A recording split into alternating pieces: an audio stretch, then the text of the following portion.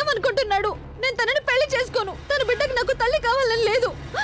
నేనేమైనా తన ఫ్యాన్ అని తనని పెళ్లి చేసుకోమని ప్రపోజ్ చేశానా? లేకపోతే నన్ను పెళ్లి చేసుకుని తను ఉద్ధరిస్తున్నాడా? తను రాక్ స్టార్ అయితే నేను కూడా ఒకప్పుడు సూపర్ మోడల్ ని.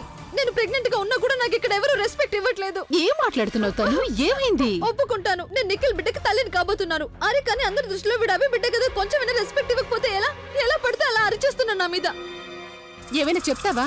ఏం జరిగిందో కక్కి ఆ తర్వాత ఏడవచ్చు కదా. అవడానికే ఉంది. నేను ప్రెగ్నెంట్ గదిలోకి వెళ్ళాను.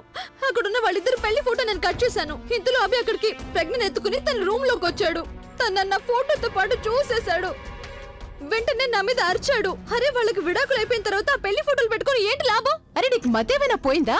అక్కడికి వెళ్లాల్సిన అవసరం ఏమొచ్చింది నీకు?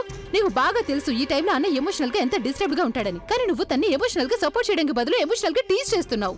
అంటే తప్పు నాదే అంటావా? అఫ్ కోర్స్ తప్పంతా నీదే. ఐ మీన్ నువ్వు అక్కడికి వెళ్ళి ఆ ఫోటోని సగం కట్ చేసి అంత తొందర నీకేమొచ్చింది? నీకు ఇంకా అనేది పెళ్లి కూడా కాలేదు కదా.